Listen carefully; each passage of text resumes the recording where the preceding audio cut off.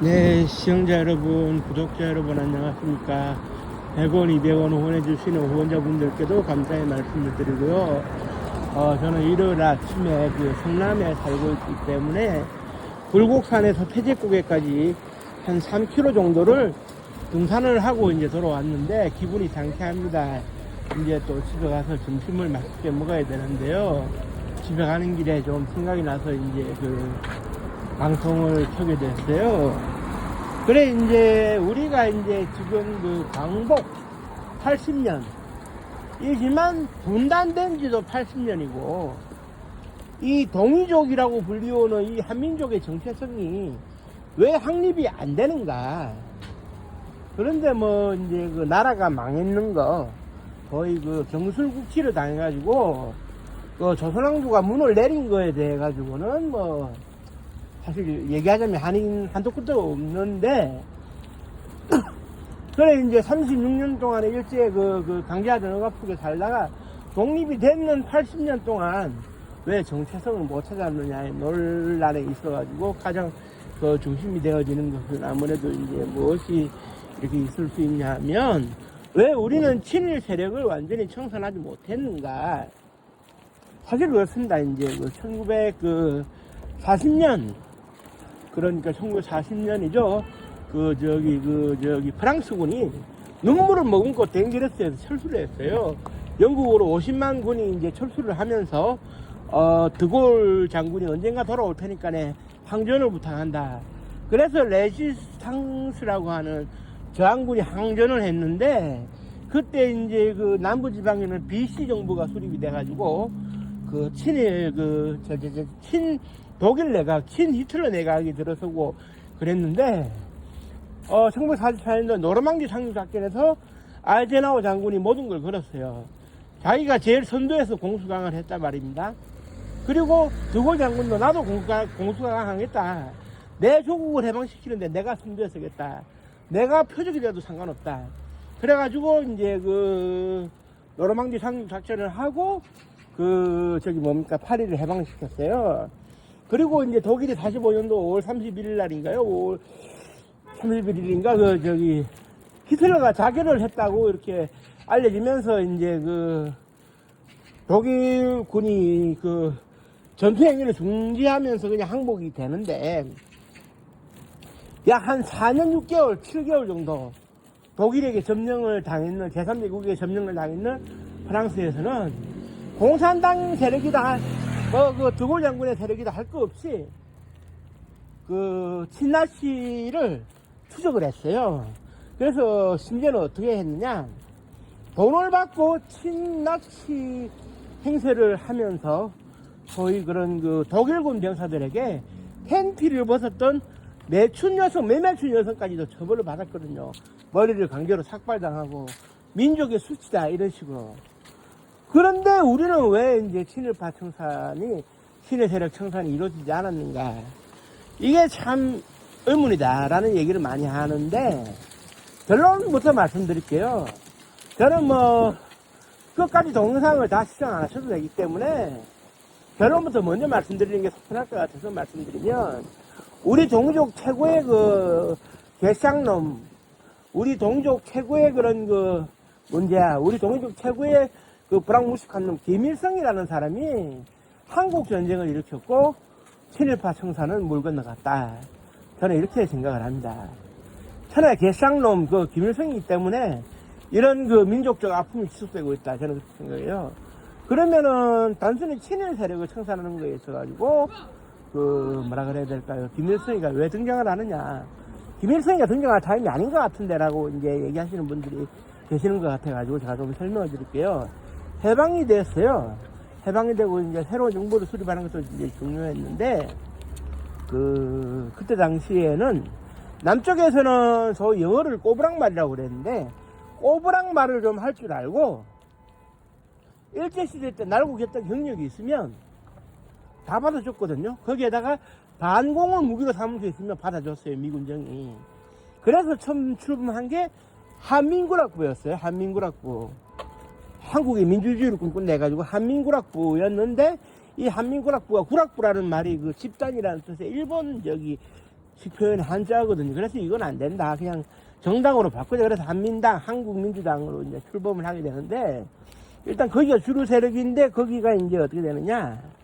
그 일제시대 때 행적이 좀 오묘했던, 소위 친일을 했다고 볼 수 있는 사람들이 많이 들어갔는데, 그 정당에서 이제 이승만을 이제 업어 세우는 거죠. 그런데 이제 이승만 같은 경우는 정업 발언을 시작으로 해가지고 전국 각지를 돌아다니면서 1946년도에 뭘 하느냐. 남한만이라도 민주정부를 수립할 수 있으면 하자. 그런데 이때 북한에서도 움직임이 어떻게 되느냐. 북한 최고 공산당 지도자였던 인기 많았던 현준혁이 그 조만식 선생하고 손을 잡고 협업을 하고 있었는데, 백이사가 이제 오해를 이제 해가지고, 그만 그 현준혁을 암살하는 그 비극이 일어납니다. 그 현준혁 암살 같은 경우에는 그 백이사에서도 나중에 후회를 했어요. 건드리면 안 되는 사람을 잘못 건드렸다. 우리가 착각했다. 진짜 건드려야 될 사람을 못 건드렸다. 그런 상태에서 등장을 하게 되는 것이 이제 일제때 감옥살이도 하고 했던 김용범, 박정희 부부인데, 이 사람들은 이제 소련의 지원을 또 받고 했으니까네, 뭐 소련파라고도 볼 수 있고 국내파라고도 볼 수 있는데, 문제는 뭐냐. 이 김용범이조차도 나서려고 하는데 문제는 뭐냐. 건강이 안 좋아가지고 암에 걸려서 일찍 사망을 해버리는 거예요.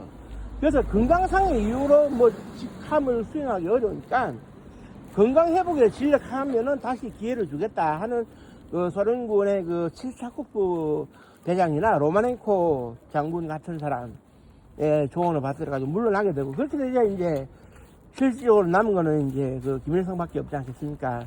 그 조만식 선생은 이미 신작통치 반대 입장에서 그 고려틀에 연금이 된 상태고, 그런데 여기서 이제 중요한 것은 북한에서 이제 김일성이가 빨치산 활동을 조금 게을리나마 했다 해가지고 친일파를 싸그리 청산했다. 이게 이제 거짓말이거든요. 김일성은 친일파를 청산하지 않았어요. 1945년, 46년 초에 어떤 일이 있었느냐. 조선민주당이 이제 창당이 돼가지고, 이게 이제 소련 군정의 의도와 달리 기하급수적으로 세력이 뻗치게 되자, 관서지방의 기독교 세력을 바로잡지 않으면 안 되겠다 해가지고 시동을 걸려고 해요. 그렇게 되자 그 당시에 이제 유명한 이제 해방공간에서의 그런 간첩 활동도 막 하고 했던 있습니다. 성시백이라고 이제 이름이 알려진 우리 한국 정부에가 체포돼가지고 이제 한국 전쟁 직전에 총사령에 처해지게 되는데, 성시백이라는 사람이 있었어요. 거물급 이제 남과 북을 오고 간 이제 김일성의 밀사 역할도 했던 이제 간첩이에요.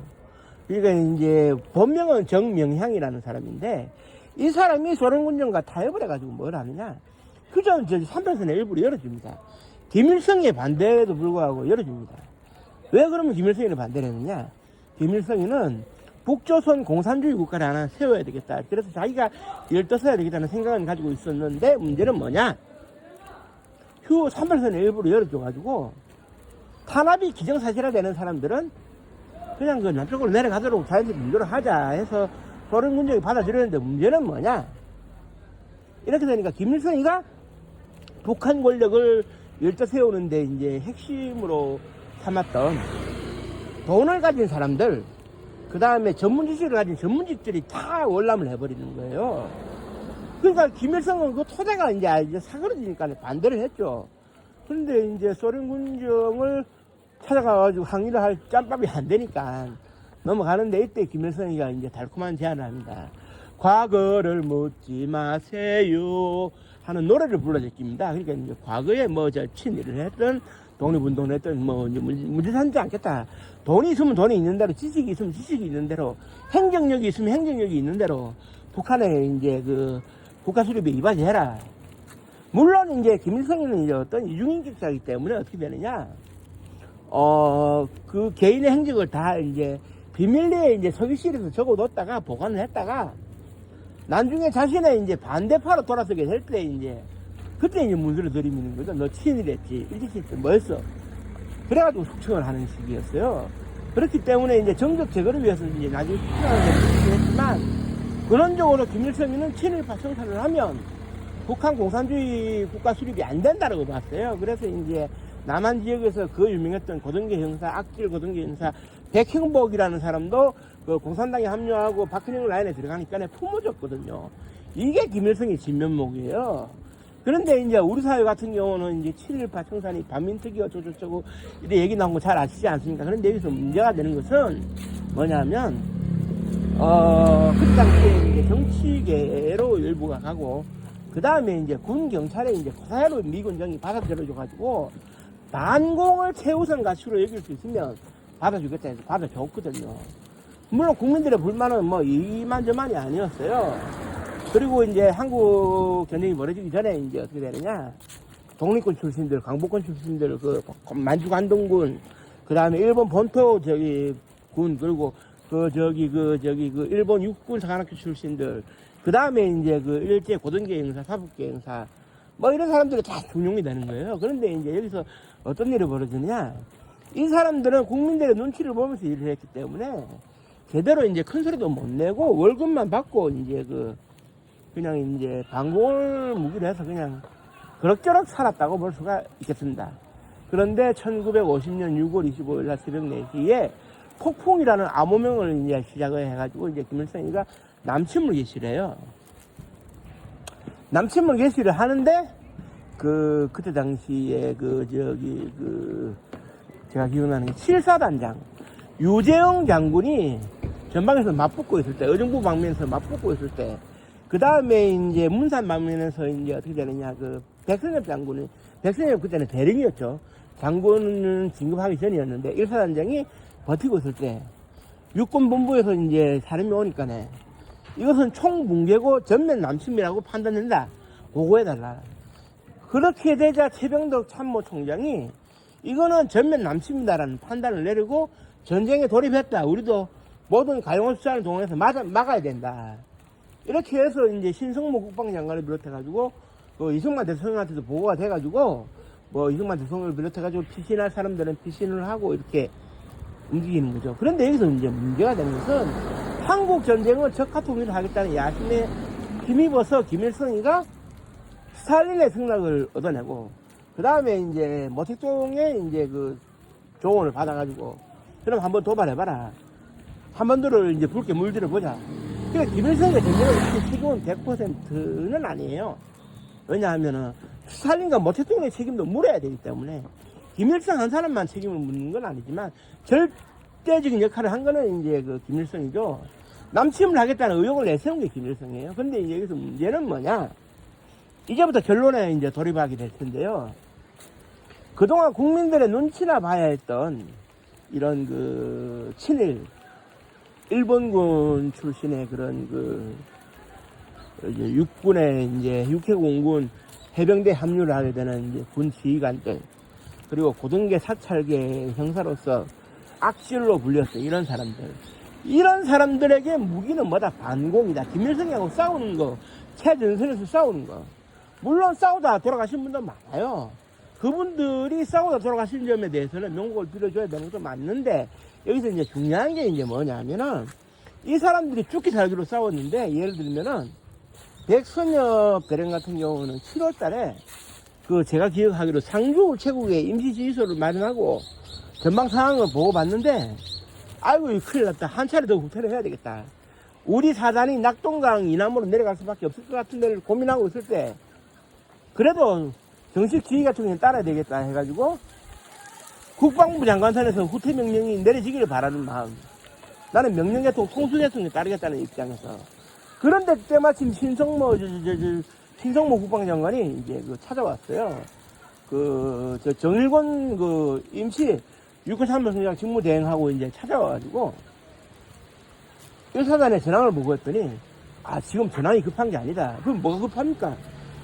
당신은 오늘부로 1개월 특정시켜가지고 장군으로 임명하겠다. 군장 계급장을 달아라. 그리고 더 잘 싸워주기 바란다. 그러면서 이제 백선엽 장군이 원하는 대로 이제 어떻게 하느냐. 정상황이 물려할 때 낙동강 밑으로 내려가는 상황이 벌어질 수 있다면 사단장이 자의적으로 판단해도 좋다. 단, 후퇴하는 시점에 정일권 참모총장한테는 알려라. 그리고 이제 이제 낙동강 이남까지 내려오게 되는데, 여기서 어떻게 되느냐. 백순엽 장군이 그냥 죽었다 생각하고, 뭐 싸워도 죽으면 그만이지 하고, 미친 듯이 싸웠는데, 북한군 체중에 최용진이라든지, 그 박승철이라든지, 버티고 때는 뭐 4사단, 13사단 비롯해가지고, 3개 사단을 삭제를 시킨 거예요. 다부동에서. 그게 미군 지휘부가 난리가 난 거예요. 1사단이 어떤 사단이냐. 미군이 태평양 전쟁, 그리고 그 제2차 세계대전 유럽 서부전선에서 해내지 못한 걸 1사단이 해냈다. 정말 한국군은 이제 우리가 도와줄 가치가 있는 군대다. 한번 우리가 도와주자. 그래가지고 압록강까지 이제 태극기 휘날리면서 이제 가는 거예요.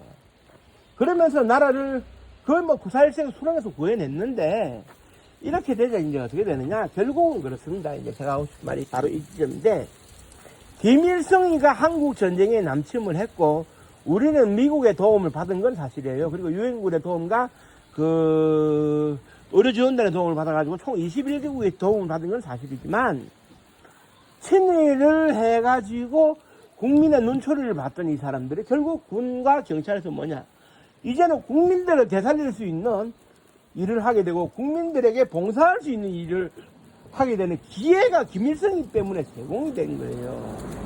그래 이제 한국 전쟁이 끝나자 사회적 분위기가 어쨌든 군과 경찰이 죽기 살기로 싸워서 대한민국이 적화 통일되는 걸 막지 않았느냐.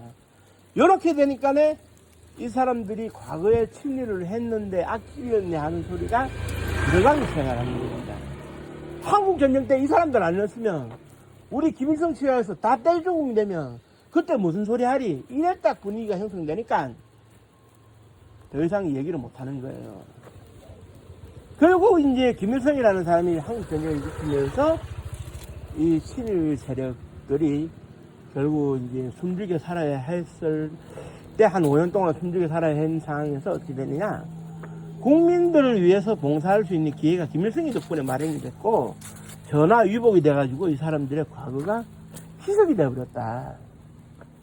한국 전쟁 때 이 사람들이 죽기 살기로 싸워가지고 일부는 또 돌아가시고 한 이런 측면 우리가 간과할 수가 없거든요. 그건 이제 결국 이건 뒤집어서 얘기하면 뭐냐. 김일성이 같은 천하 불황무식한 놈을 우리가 먼저 제거를 한다든지 해가지고 한국 전쟁이 벌어지지 않았다면 친일 세력들이 국민에게 봉사할 기회는 없었을 것이고, 그러면 50년대에 자연스럽게 이제 친일 청산을 위한 그런 국민적 각성이 일어났을 거라고 저는 생각을 합니다. 그런데 김일성이 같은 그 불황무식한 놈이 친일파가 일떠설 수 있는 기회를 제공했다. 이게 통탄할 노릇이죠. 한국 전쟁 자체의 그 무수한 인명피해라든지 산업피해 이런 거, 재산피해 이런 걸 떠나서라도, 그러니까 어찌 보면 친일 인사들 입장에서는 김일성이가 적시적절한 때에 나타나준 구세주였다, 이렇게 볼 수가 있게 되는 거예요. 이게 참 안타까운 일 아니겠습니까? 민족적으로 수치이고. 그 뭐 개인적인 판단은 갈려있 있습니다만은 한국 전쟁 때 죽기 살기로 싸워준 이 공을 또 우리가 또 무시할 수 없는 거기 때문에라도 많은 생각이 들게 하네요. 그래 이제 그 우리 동이족의 입장에서는 1912년 4월 15일 날 김일성이가 태어난 거 그 자체가 이제 민족의 불행이죠. 그 사람은 태어나지 말아서 해야 될 귀태인데, 귀태가 태어나가지고 말이지 민족을 이렇게 이제 갈기갈기 찢어놓고 80년 동안 고통스럽게, 자기는 저기 만수의 금수산 태양궁전에 버젓이 밀랍으로 미라로 누워 있는데, 통일이 되든 안 되든 빨리 가서 누구든지 깨배야 됩니다. 그래서 신을 부가참배해야죠. 편하게 잠들어 있어가 되겠습니까, 김일성이가? 김일성이가 편하게 잠들어 있는 꼴은 저부터가 못 봅니다. 저부터가 못 봐요. 역사학자지만 엄중한 책임을 주는만 동이족 민족의 그 책임을 물어야 됩니다.